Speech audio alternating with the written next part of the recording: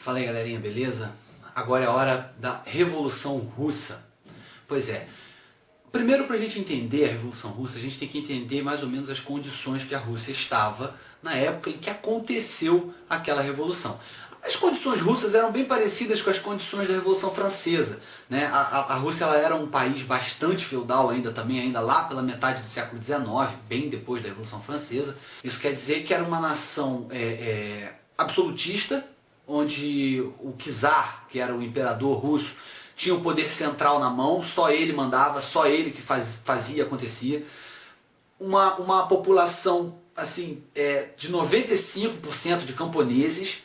Imagina 95% na Rússia, né? Gente pra caramba, todo mundo no campo, todo mundo trabalhando ainda numa economia rural, numa economia basicamente agrária, atrasada, sem avanços técnicos, sem novas tecnologias, sem nada. Privilégios da nobreza e do clero, né? O clero, no caso, não era o clero católico, né? O clero da Igreja Ortodoxa Russa.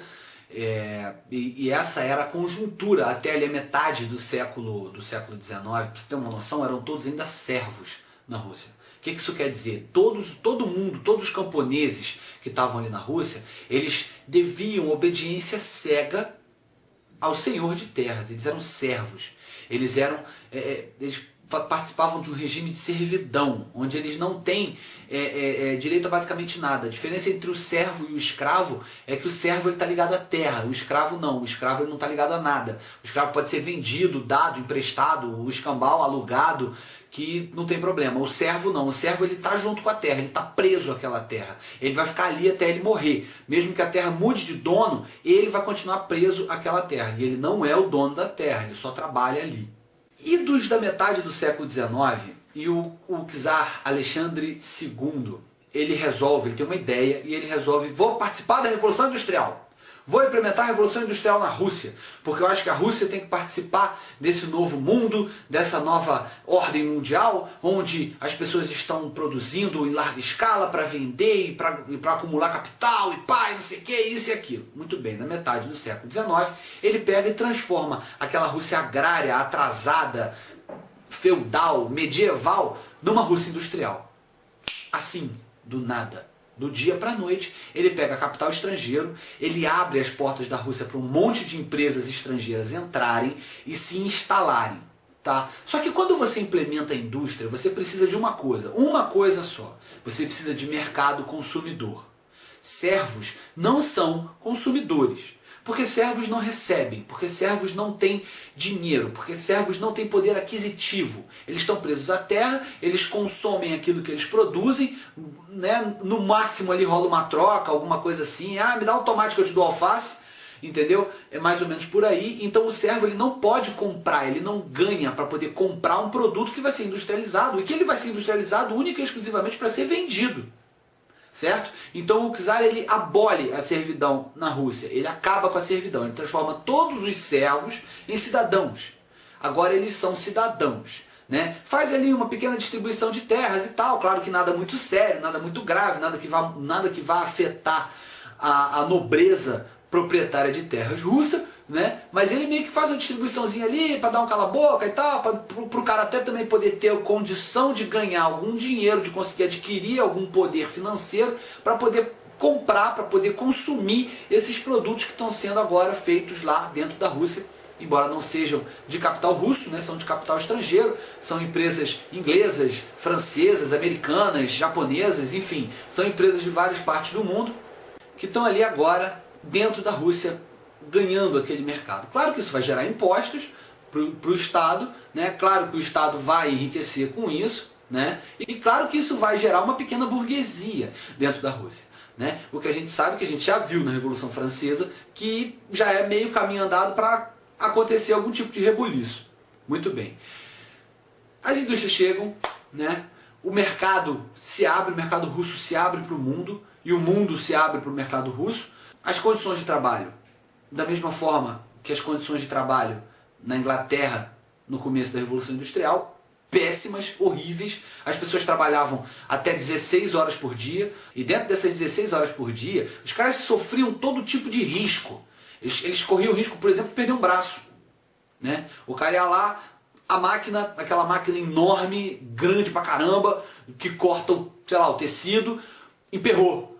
Aí vai o bucha, né, enfiar o braço dentro da máquina para tirar a pecinha que emperrou. Aí quando ele tira a pecinha que emperrou, a máquina desemperra e vai embora o braço dele. Sabe o que acontece com ele? Ele continua trabalhando até perder o outro braço. Ele não se aposenta, porque ninguém tinha direito a se aposentar. Esse negócio de se aposentar por invalidez, por acidente de trabalho, é moderno. O Lula se aposentou porque perdeu o dedo mindinho da mão esquerda. Lá ele perdia o braço direito inteiro e não podia se aposentar. Se ele parasse de trabalhar, resolvesse não continuar trabalhando até perder o braço esquerdo, ele ia ficar com fome. Ele não ia receber nada. O que eu estou querendo dizer com isso? Eles não tinham direito a nada. Tá? Não tinha folga semanal, porque quem trabalha e não trabalha no domingo, descansa no domingo, é uma folga remunerada. Almoço, nem pensar.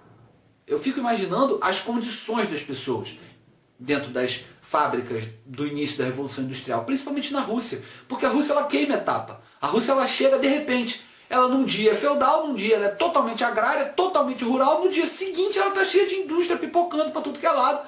Né? E aquela população passando por uma transformação dessa assim do dia para a noite, e aí isso começa a gerar, claro, descontentamento da população russa. Né? Não só o descontentamento da população russa, como começa a gerar também a necessidade de adquirir novos mercados consumidores. Porque embora a Rússia seja um país muito grande, seja um país de dimensões continentais, a Rússia ela não tem condição de repente de dar conta de escoar toda aquela produção, até porque a galera não ganha muito. E se você consegue exportar, os seus contratos são maiores, você ganha mais dinheiro. Então a Rússia ela começa a se expandir e ela começa a procurar territórios nos arredores da Rússia, né, para dominar, conquistar, transformar em colônia, para que aquela colônia se transforme na verdade de um novo mercado consumidor russo. Aí o que acontece? A Rússia se engraça para o lado, né, do Império Otomano, a Rússia se engraça para o lado da Sérvia, a Rússia se engraça para o lado da China. Aí a coisa fede. Porque a China, principalmente o nordeste da China, ali a região da Manchúria, que fica mais ou menos aqui, ela é disputada também por uma outra nação, que é o Japão. E aí existe um choque. E esse choque se transforma em guerra em 1904. A Rússia, vamos medir? A Rússia contra o Japão. Não, não é uma referência à anatomia japonesa. O Japão ganha da Rússia. O Japão mete a porrada na Rússia. Batalhas navais, o Japão janta a Rússia com farofa. E é claro que para você empreender uma guerra, seja ela como for, contra quem for, do jeito que for, você precisa de um esforço de guerra. Se você precisa de um esforço de guerra, porque você precisa mandar alimento para suas tropas, você precisa mandar munição para suas tropas, você precisa mandar o mínimo de artigos necessários para os caras sobreviverem. Então isso demanda dinheiro, sem falar que você tem que dar um jeito do cara que está lá lutando receber também alguma coisa. Então você precisa fazer um esforço, gastar um pouco mais de dinheiro para poder manter, para poder sustentar essa guerra. E a Rússia faz isso.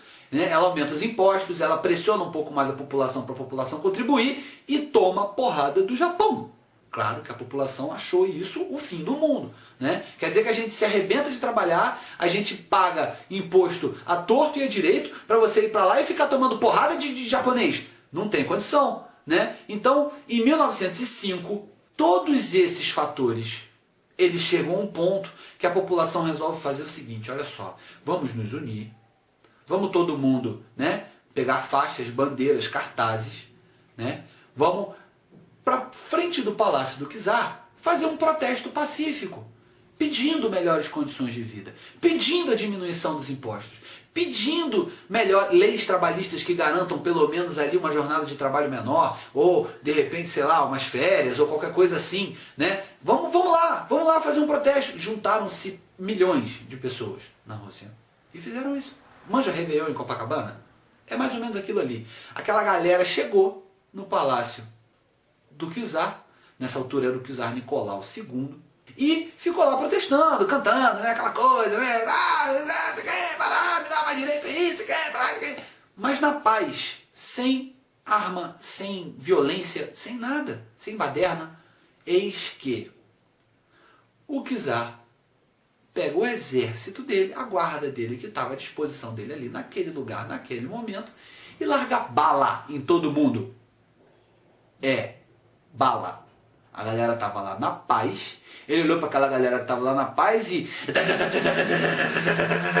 mata todo mundo, fica bum bum, não sei o que, metralhadora giratória, aquela metralhadora com manivela que dá para ver em filme, e mata todo mundo e vai sangue para lá, sangue pro outro, famílias, as pessoas levaram as famílias, né? Levou mulher, filho, entendeu? E todo mundo morrendo, e aquela coisa sangrenta, aquela coisa lamentável.